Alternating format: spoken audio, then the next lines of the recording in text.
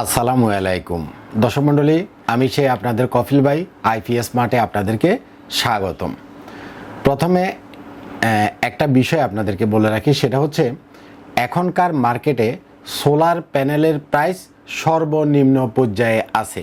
মূলত আমরা আজকে ভিডিওটা করব লিথিয়ামের এই ব্যাটারি নিয়ে, বাট মার্কেটে সোলার প্যানেলের ইনফরমেশনটা আমি আপনাদেরকে দিয়ে রাখতেছি এই কারণে, অনেকে আছেন যারা বাজেটের জন্য অপেক্ষা করেন যে শীতের সিজন আসলে তখন আমরা সোলার প্যানেল কিনব। মার্কেটে সোলার প্যানেল একেবারে কম রেটে এখন আপনারা পাচ্ছেন। শীতের জন্য ওয়েট করার দরকার নাই। আপনারা যারা সোলার সিস্টেম কিনবেন, এখনই হচ্ছে উপযুক্ত সময় সোলারের সেট করার জন্য। বিশেষ করে আমরা 24 ভোল্টের টিয়ার 1 লিস্টের সোলার প্যানেলগুলো সবাই পছন্দ করি। তো 24 ভোল্টের টিয়ার 1-এর 550 ওয়াট, 575 ওয়াট, 625 ওয়াট পর্যন্ত সোলার প্যানেল এখনকার আমাদের বাংলাদেশে আসছে।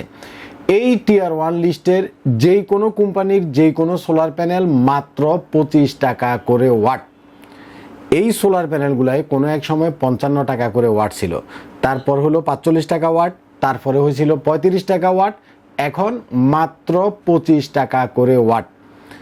অনেকেই যদি টিয়ার 1 না বুঝেন, সেটা হচ্ছে ব্র্যান্ডগুলো আমি আপনাদেরকে বলে দিই। যেমন টিয়ার 1 লিস্টে আমাদের বাংলাদেশে JA সোলার প্যানেল আছে, JA। কানাডিয়ান সোলার প্যানেল আছে, কানাডিয়ান সোলার প্যানেল। তারপরে আছে হলো লঞ্জি সোলার প্যানেল। বিশেষ করে ট্রিনা, লঞ্জি, JA, কানাডিয়ান, এই আরও অনেকগুলো সোলার প্যানেল আছে। এই 4-5টা কোম্পানির সোলার প্যানেল মোটামুটি আমাদের বাংলাদেশে টিয়ার 1 লিস্টের ভিতরে আপনারা সবাই চিনেন। এটার 550 থেকে 575, 595 এবং 625 যেটা হলো ভার্টিক্যাল, সেটা পর্যন্ত আমাদের বাংলাদেশে চলে আসছে। আপনি যে কোনো কোম্পানি, যে কোনো ব্র্যান্ডের যেটাই কিনেন, মাত্র 25 টাকা করে ওয়াট 24 ভোল্টের সোলার প্যানেলগুলা। পি টাইপের যেটা সেল সেটাও 25 টাকা, এন টাইপের যেটা সেল সেটাও 25 টাকা। অর্থাৎ মার্কেটের সর্বনিম্ন প্রাইস এখন সোলার প্যানেলে চলতেছে। 12 ভোল্টের যে সোলার প্যানেলগুলা, 12 ভোল্টের ভিতরে 100 watt, 150 watt, 200 watt, 220 watt, 250 watt, 12 ভোল্টের সোলার প্যানেলগুলা মাত্র 30 টাকা।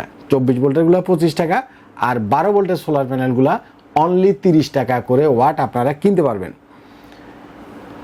নন ব্র্যান্ড যেগুলো টিয়ার 1 ছাড়া, নন ব্র্যান্ড না, সেটাও একটা ব্র্যান্ড, বাট টিয়ার 1 লিস্টেড না, কিন্তু ভালো। এরকম সোলার প্যানেলের ভিতরে আছে লং রানের সোলার প্যানেল। লং রানের সোলার প্যানেল যেটা 12 ভোল্টের, এটা 30 টাকা। অর্থাৎ 100 থেকে 200, 150, 100, 220 পর্যন্ত এগুলো 30 টাকা 12 ভোল্টেরগুলা। 24 ভোল্টেরগুলো হচ্ছে মাত্র 20 টাকা। কথা আপনি বুঝছেন কিনা? টিয়ার 1-এর 24 ভোল্টেরগুলো হলো 25 টাকা। নন টিয়ার 1-এর লং রান এবং আরেকটা ব্র্যান্ড আছে সানশাইন, এগুলো টিয়ার 1 লিস্টেড না, বাট চায়নার ভিতরে ভালো ব্র্যান্ড। সেগুলো হলো মাত্র 20 টাকা ওয়াট, অনলি 20 টাকা। আপনি চিন্তা করেন, 20 টাকা করে সোলার প্যানেল বাংলাদেশে মনে হয় আমার জানার মতে ছিল না।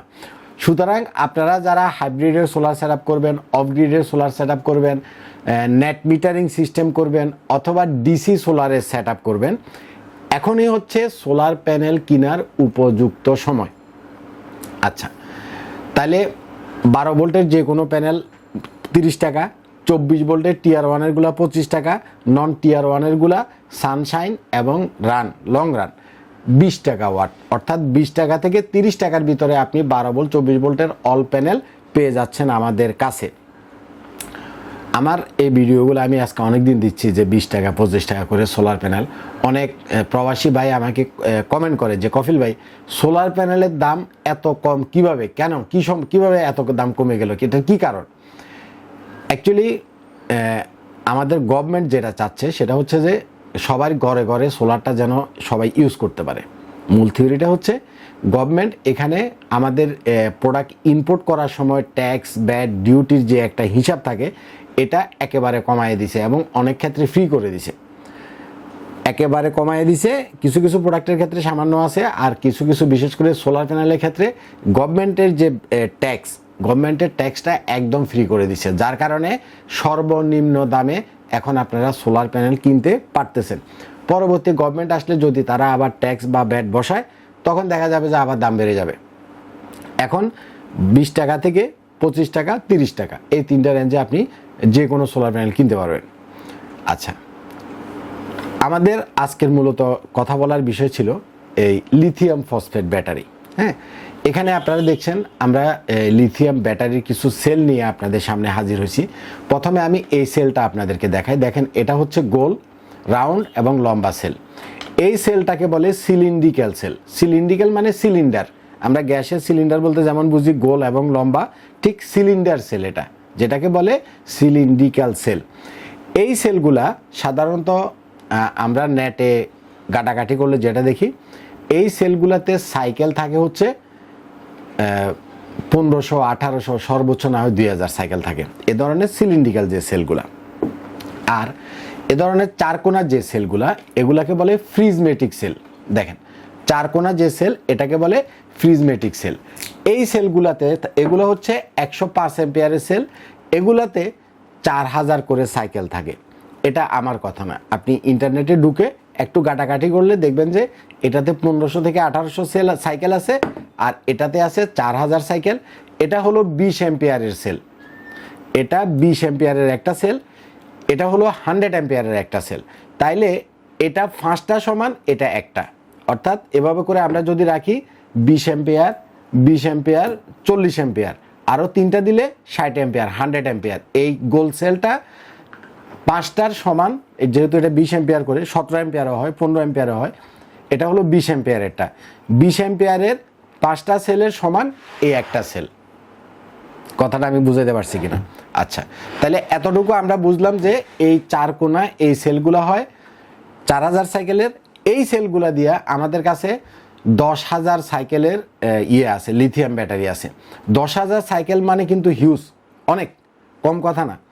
অ্যাভারেজে 365 দিনে আমাদের 1 বছর, আমরা যদি 1000 সাইকেল ইউজ করি, তাতে করে আমাদের প্রতিদিন যদি আমরা একবার করে চার্জ এবং ডিসচার্জ করি, তাতে করে আমাদের 1000 সাইকেল ইউজ করতে সময় লাগবে 3 বছর।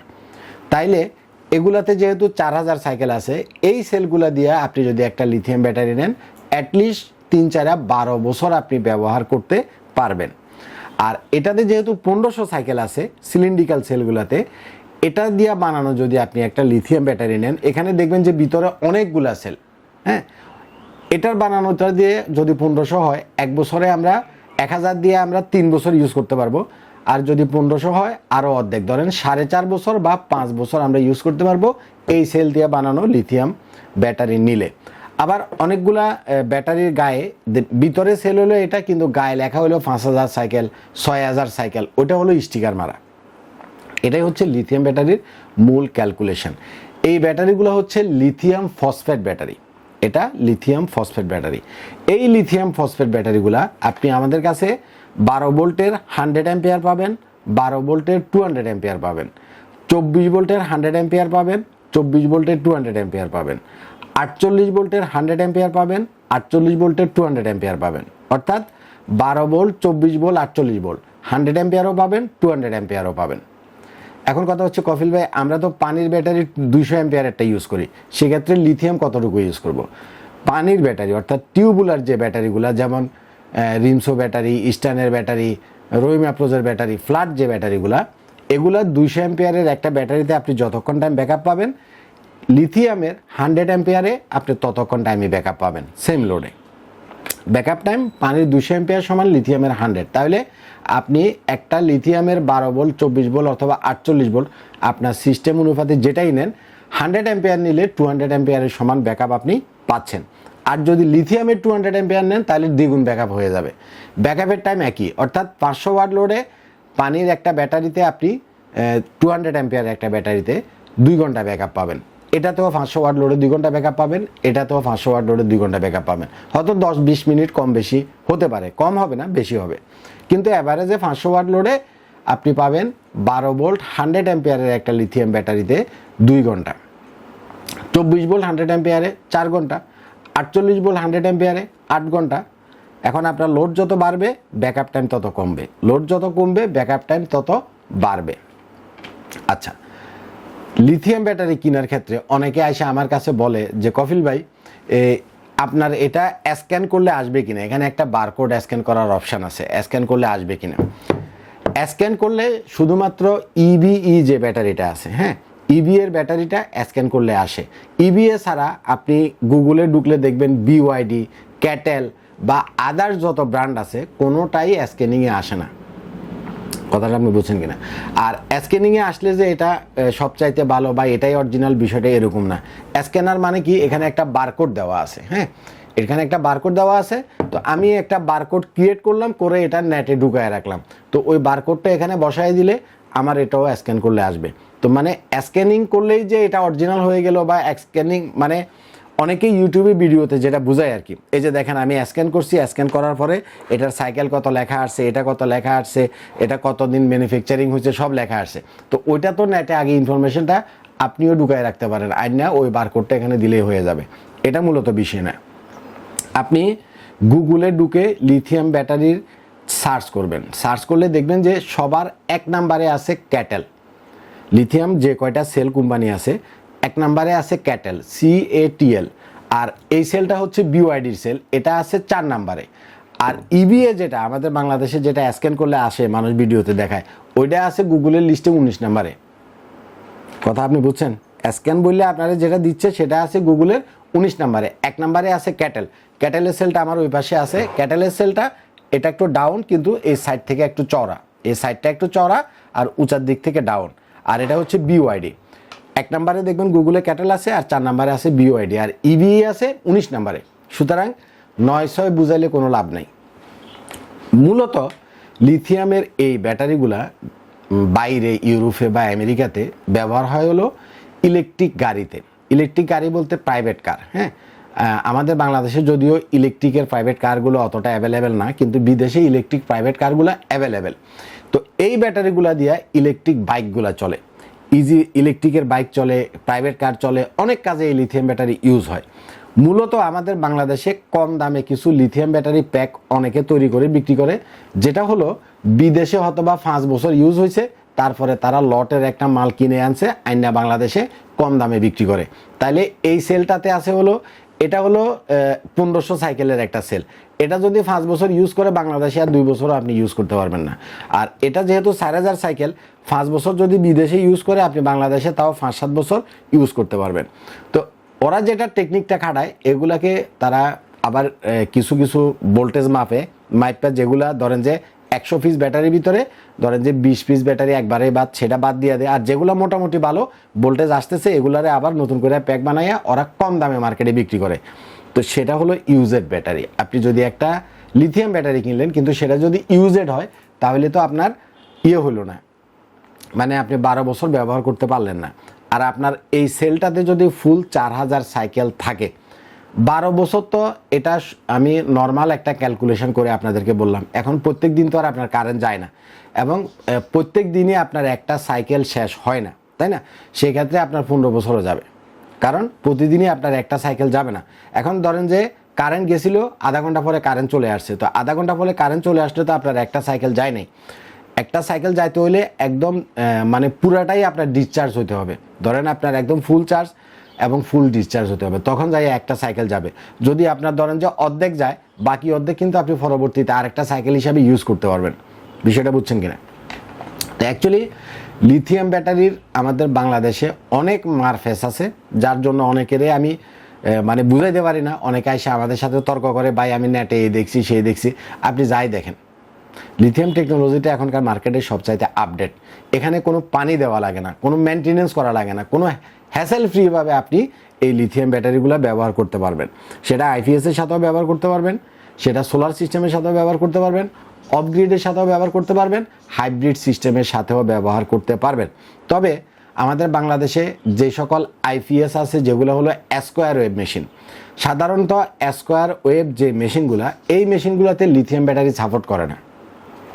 আইপিএস বা সোলার আইপিএস যদি সেটা সাইন ওয়েভ না হয়, স্কোয়ার ওয়েভ হয়, সেটাতে লিথিয়াম ব্যাটারি সাপোর্ট করে না, ঝামেলা করে। এবং আইপিএসের বিশেষ করে ইন্ডিয়ান যে আইপিএসগুলা, সবগুলা মেশিন ইন্ডিয়ান সবগুলো আইপিএসও লিথিয়াম ব্যাটারি সাপোর্ট করে না। সুতরাং আপনি খালি একটা আইপিএস আর একটা লিথিয়াম ব্যাটারি কিনে নিলেই চালাতে পারবেন না।